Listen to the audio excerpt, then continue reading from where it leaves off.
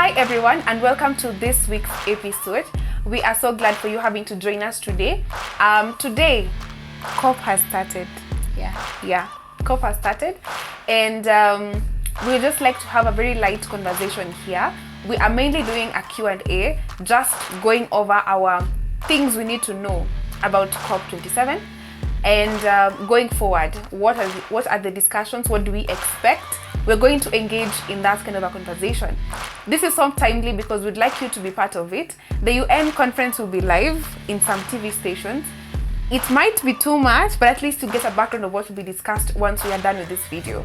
From all that, I would like to thank everyone who has also engaged with us in our content. Since we began, we have less than 5 videos, but we like the engagement that it has created. So, without much further ado, we will start with our first question. So our first question today is, what is COP and what is the story about all the COPs that have happened? So COP is Conference of Parties, and this is a collaboration of countries that are part of the UNFCCC, that's a tongue twister, United Nations Framework Convention on Climate Change.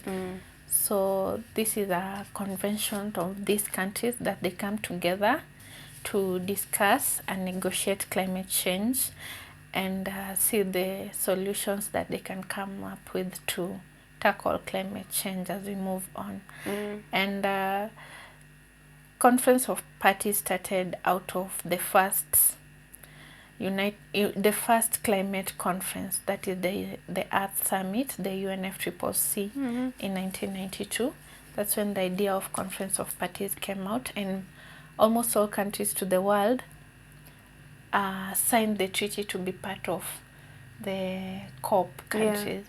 And from 1992 we held our first conference in 1995, and since then we've been moving progressively, and we've had many agreements like the Kyoto Protocol that was targeting on reducing greenhouse gas emission.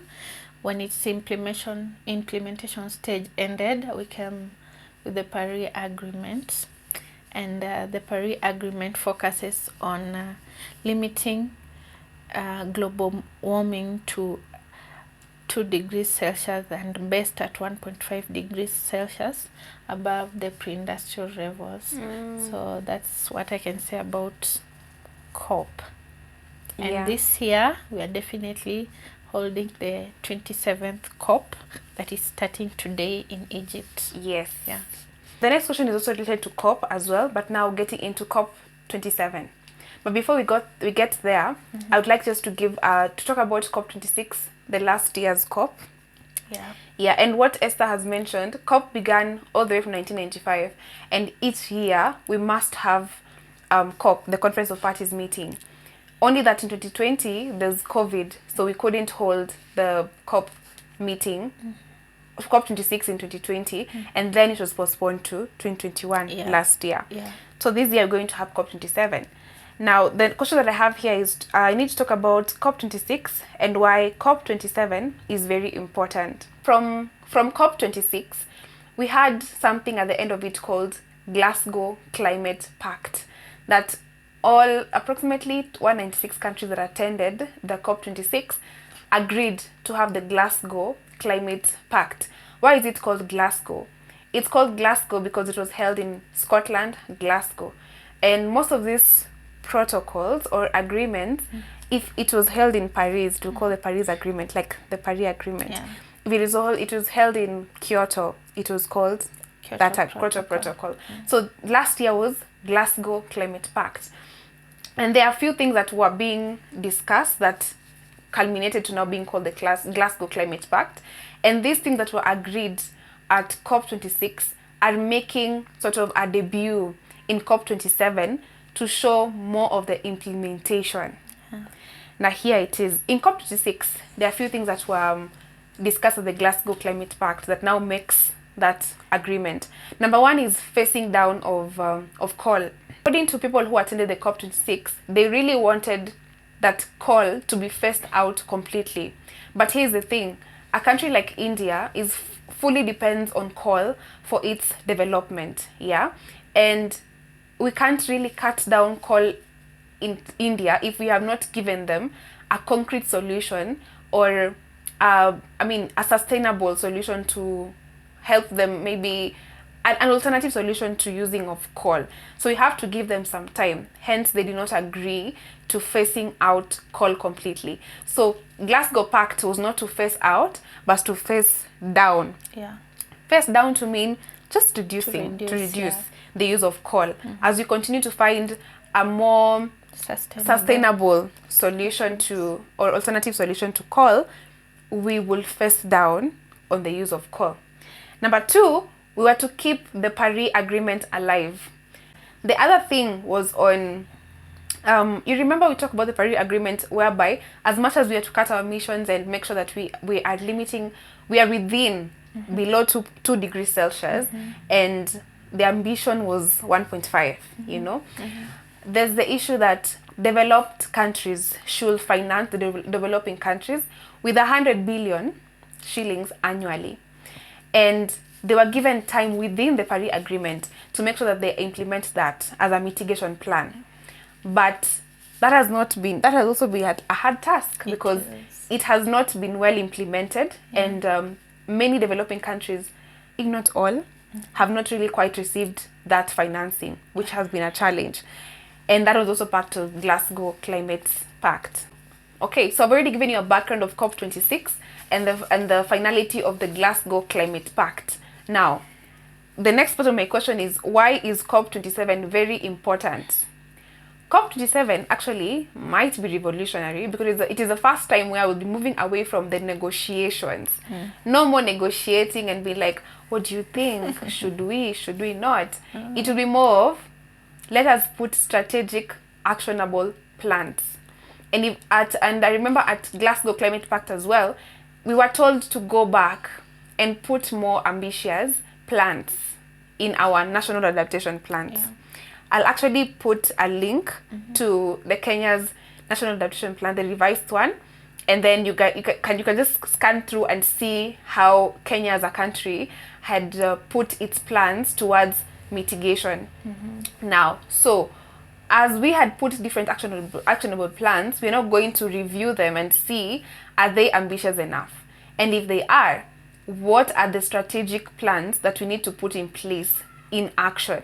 Yeah. And also from the Glasgow Climate Pact, when I mentioned about the 100 billion pledge that the developed countries are supposed to finance the developing countries, we look also we want to see, now that this pledge is there, the $100 billion pledge, it's $100 billion actually. So when we are seeing this pledge is there, yes, but how is it really going to come into play? Which plan are they going to give us so that this money can come into the developing countries?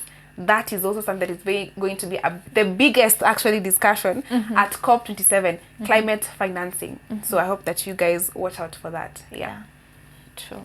COP27 also, we're not just going to sit down and start from anywhere. And you see the way you're giving points, we're not just going to sit down and start, okay, somebody mentioned about climate finance. No. We're going to be guided strategically by specific, how do we call them? Focus. By specific focus points, as we are going to discuss at COP27. These points are 4. Number 1, we have adaptation, we have mitigation, we have financing, and then we have loss and damage. So when you talk about mitigation, we're just trying to see how we can phase out climate change, how we can do away climate change, how we can move to net zero emissions. And mitigation has been very clear in the Paris Agreement, and it has clearly been stipulated that we need to reduce our emission by 2 degrees Celsius and best 1.5 degrees Celsius above the pre-industrial levels. Yeah. And maybe if you just explain just a bit, summarize what is pre-industrial levels. What does it mean? Yeah. So when you talk about pre-industrial emission levels, is the rate of emission before we started having industry Industries. and releasing greenhouse gases. Okay. Yeah. Okay. So. So, because the agreement in the Paris Agreement, mitigation is very clear, and also financing is that developed countries have to give 100 billion per year to developing countries so that it can help them mitigate Yes.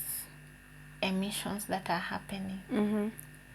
And so far, the 100 billion pledge has not met. Yes, has not been met. Has not been met. And countries in the developing world are really struggling. Yes. As much as they put the plans in place, the dependency is mainly on this financing. Yeah, they really depend on this 100 billion finance so that they can implement their mitigation measures. Yes. And so coming to loss and damage, it's still not a very clear part, because loss and damage is supposed to be financed totally different from mitigation. Loss and damage comes in because the climate calamities and climate disasters have increased very fast in developing countries, and people have suffered a lot, and what they're suffering right now is things that they are not able to adapt to. Oh, yes. It's like, it's like loss and damage is like we have stretched our limits. You know, our adaptation it's not, we can no longer adapt. Yes. Okay. So this suffering that comes from these disasters is what the developing countries are pushing forward in this COP27 that has started today, are pushing forward to see that there is compensation for what people have suffered out of climate disasters, and also what we anticipate in future. So that is what is being really pushed right now. And as you can see, even in the news yesterday, Kenya has lost biodiversity, wild animals. Yes. More than 1,200 of our wild animals. Yes, I saw that, Yeah, has been lost. And people in Turkana, in the northern side, in the arid areas, people are dying. People are losing their livelihoods. Those who depend on pastoralism, they're losing their animals because of drought. Yeah, it's a case. Let me just give focus to what you've mentioned about the loss of biodiversity. It cannot be reverted back. Yeah.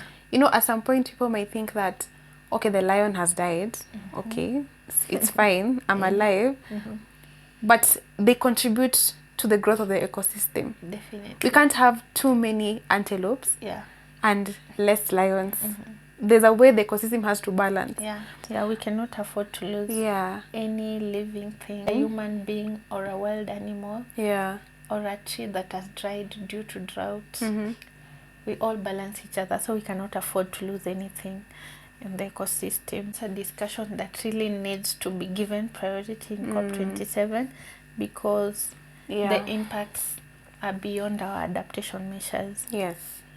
So for adaptation, what we expect at COP27 is, in as much as we are mitigating, remember we are still suffering the effects of climate change. So how are we supposed to help ourselves? Should we just suffer in harmony and mitigate and put measures to mitigate the effects, and maybe to just phase out the emissions causing climate change? Or can they run concurrently? And yes, they can. In as much as we are mitigating the effects of climate change, they should go hand in hand with adaptation, even more. Because now we are feeling the effects daily. How do we build our own resilience to deal with the effects that are coming in every day? We have extreme weather events that are happening. We have floods. There are increased temperatures. There are high heat waves in the environment. So how are we supposed to adapt? We can't just sit back and decide to mitigate.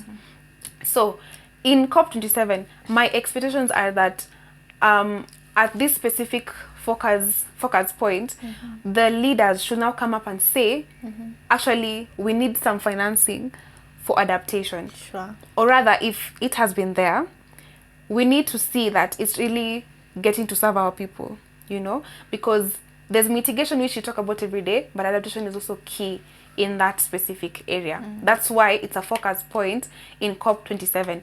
We've said more actions. So let's see the actionable states, the actionable steps in COP27 to see how we are going to adapt to these changes, even as we work towards keeping the 1.5, which is the Paris Agreement, alive. Yeah. The next thing is on financing, yes? So finance is also another focus point for COP27 discussions. So this finance, we want to ask the developed countries, there's this $100 billion pledge. Which are the right plans? Have you set the plans that we can be able to see, just to track progress of how much you are contributing to the $100 billion pledge that is supposed to come annually?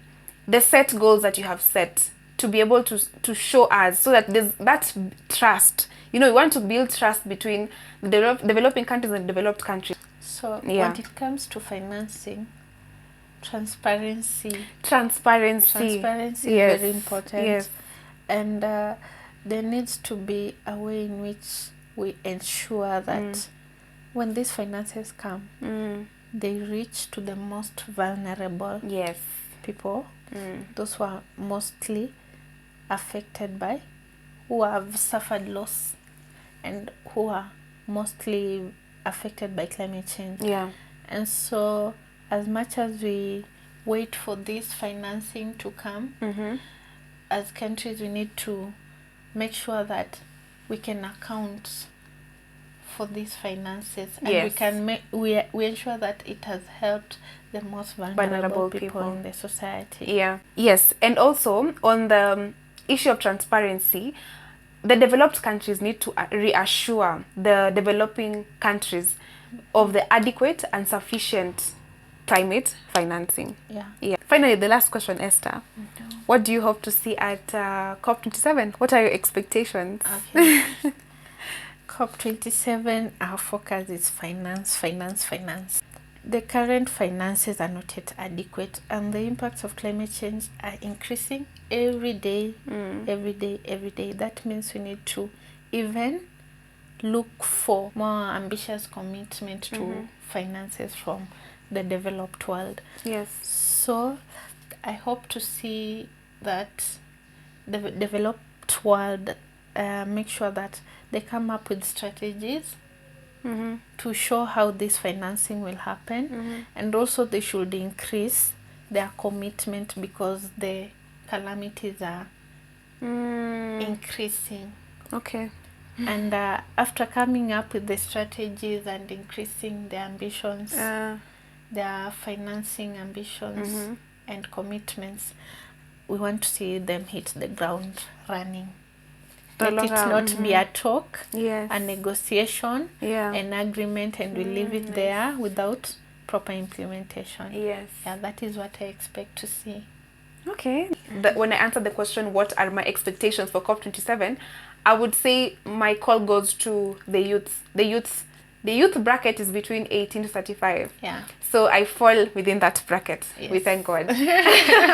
We are considered energetic. We are considered vibrant. We are considered the ones who maybe have more aggressive, and let's focus on COP27 and see what are the actionable steps, and let's put them accountable. At the same time, I am so grateful that at COP27 as well, we have seen inclusivity in how people are going to present the African countries at COP27, the Africa region. Because we've seen many youths have also received sponsorship to go attend the COP27, and we are hoping for the best, especially on the youths. Let's push on. Let's keep pushing our agendas. Let it not end at COP. And to add on youth, we should not feel powerless. Yes. Youth should not feel powerless. Let us not allow older people to make decisions of our future, because God forbid, but they might not even live to see that future. So let us take it up on ourselves to negotiate for our future. And with time, I know that youths will join this gap of fighting against climate change. Yes. And it's happening. It's happening because as compared to COP26, this year has more youths going to represent other youths, because we can't go all of us to COP. So we are grateful for those who are going to represent us there. Take the zeal and feel that you have the power to do something. As Wangari Maathai said, it's the small actions that we do that make a difference. Exactly. I would just like to share Obama's speech at COP26, a bit of what he shared at that regarding the youths. Here's what he said. Youths, the young people, channel the anger, the frustration, keep pushing higher, because that's the only way to combat this challenge.